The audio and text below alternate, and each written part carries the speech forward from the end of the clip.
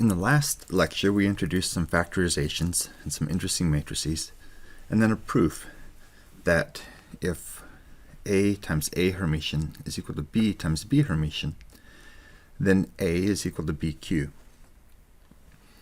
And it follows also that B is equal to AQ, since there's nothing in the name.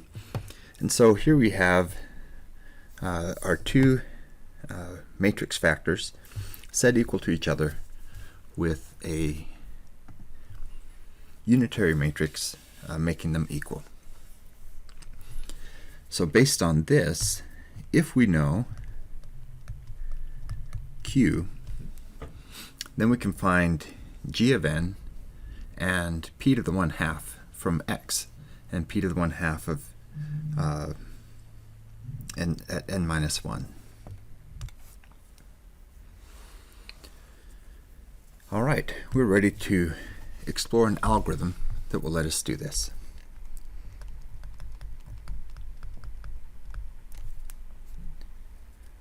First, we'll start with P, our square root P matrix, at time -1, and we're going to let it equal, as we did before, to 1 over a delta. But since we're dealing with the square root matrix, we'll do 1 over the square root of delta. We could do any other normalization if we wanted.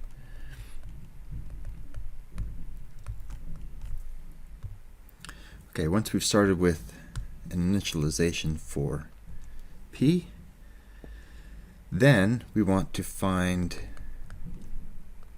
Q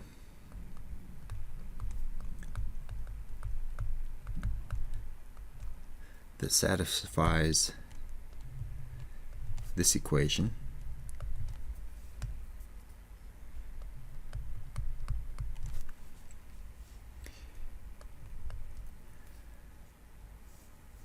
And then finally, we do our weight update in this manner. Wn is equal to W at time n minus 1 plus, and now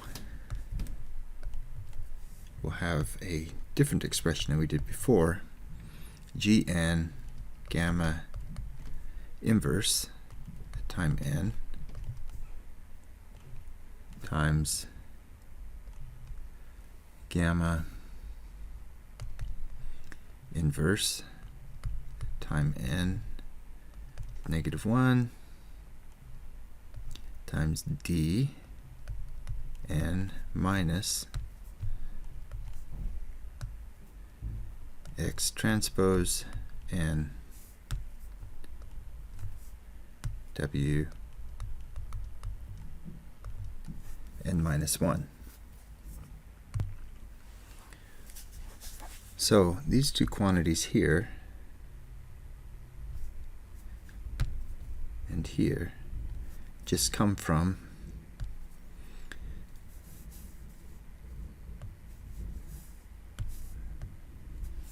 that and that.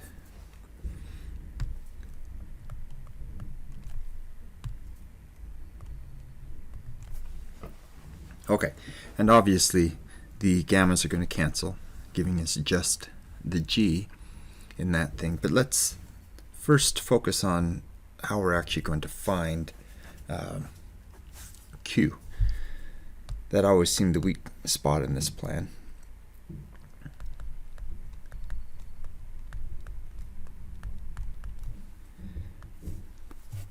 Well, actually, there are several ways of doing it.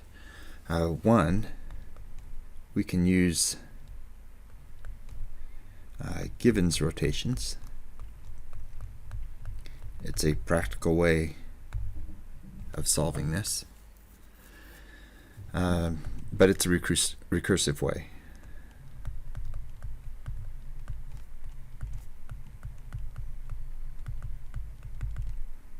We won't go into that. You can look it up if you are so inclined.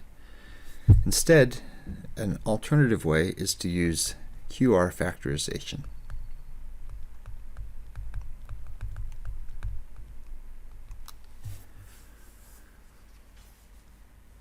So before I go any further, I want to make the point, which may be obvious to some and not to others, that right now we're expressing everything in terms of g's and gammas and p's and such. But when it actually comes time to run this algorithm, we will create our initial matrix. And then it's not going to be in terms of g's and gammas and p's, it's going to be just numbers. And so we will take those numbers, come up with a q, and multiply by q to get our next matrix full of numbers, from which we will extract, for example, the number representing the inverse square root of gamma, and g times the inverse square root of gamma, and we'll take the product of those, shown in step 3 in the middle of the page there, and then we will apply that to the filter error to do our weight update. So sometimes it's when you're going from the theory to actual practice, it can be a little confusing, or you have to remember to take that step from going to all these expressions to just matrices full of numbers and remembering the relationships between them. Okay, so now let's talk a little bit about QR factorization. Basically, any square matrix A can be decomposed into the product of a unitary matrix and an upper triangular matrix. And so we write that as A is equal to QR. Well, what we want is AQ is equal to B. So we can take the whole thing, the Hermitian of everything, and that would give us QH AH is equal to B Hermitian, which means the A Hermitian multiply on the left by Q, and we get Q B Hermitian. And so we'll define this as R. So A Hermitian we get from the QR decomposition. And how do we do that? We're going to use MATLAB or Python or whatever else you might have that has a math library.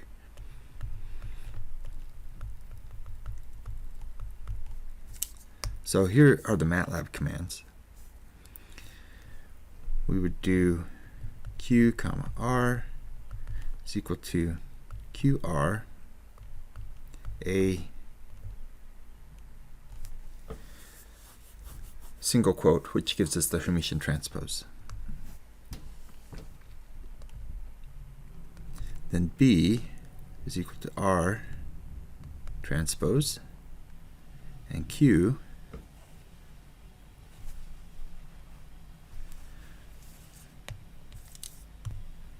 I misspoke, actually G, and this is the same G of N that we have above. That G is going to be the leftmost column vector, except for the first element, divided by the first element.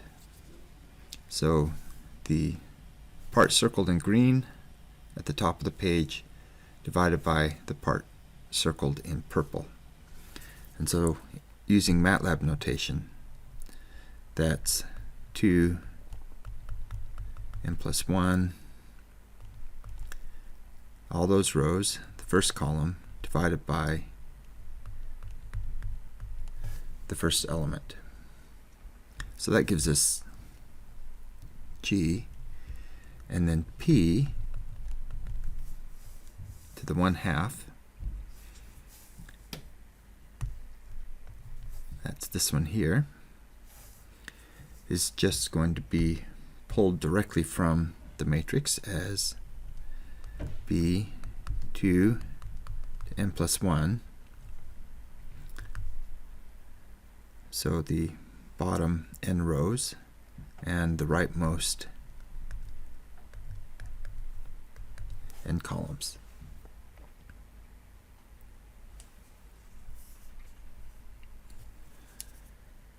Then at the next iteration,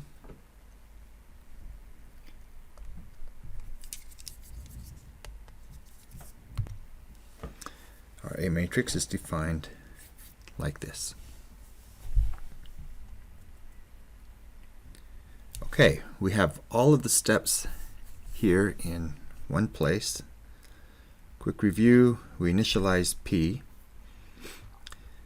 Then we find the Q, so this really is step, I'm going to renumber these steps to be 2A, actually 2A and 2B, and then 3 we get from the equation there. So everything's really not too bad. The number of steps, I guess, in one sense is decreased, while on the other hand, they're a little bit more complicated steps. So here's my MATLAB code that implements the square root RLS algorithm. It's continued here in 2 columns, just because I ran out of room at the end of the page. So it will accept, of course, the input data and the desired output and the number of filter coefficients, your forgetting factor, just as we had with the RLS, and the delta for the initialization. So the part that really does the work is over here on the right. P to the 1/2, or the square root of P, we're going to call P square root and initialize it just as described above as 1 over the square root of delta times the identity matrix. We initialize the weights, and then we have Li2 is lambda inverse square root of 2. It's not the most elegant notation, but there we are. And we have that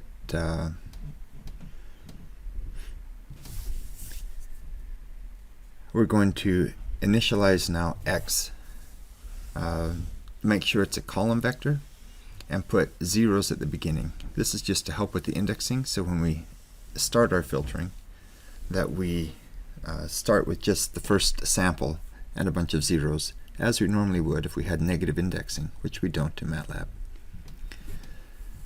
Next, we get our vector x of n, counting backwards from the current sample to get the most recent n samples. And then A is developed just as we described, with 1 in the upper left, a column vector of zeros below it, and then to the right we have lambda to the negative 1/2 times our x vector times p to the 1/2. That will be the p to the 1/2 at time n minus 1, because we have not yet updated it. And likewise, just below it we have the lambda to the negative 1/2 times p to the 1/2. Perform the QR decomposition on A Hermitian. B, now by definition, is our Hermitian. And we grab the values just as before. Sorry, this I think is a little bit the comment was getting in the way of the code, so there we are. That's equal to g of n times the square root of gamma from our B matrix divided by the square root of gamma, also from the B matrix. And then we can update our p to the 1/2 as described above. Once we have our g, we multiply that by the error vector, and then we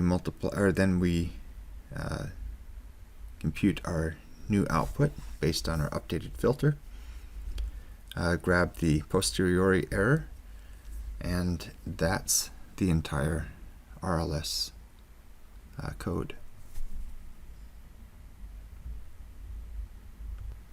We started our discussion of the square root RLS algorithm by looking at the fact that the NLMS seemed very stable, even if it had some weight misadjustment for the beta I chose, and the RLS went very strange and did not act in a stable way. The square root RLS algorithm, running exactly the same situation before, provides great stability. I've run simulations with 100,000 or more points with no problems whatsoever.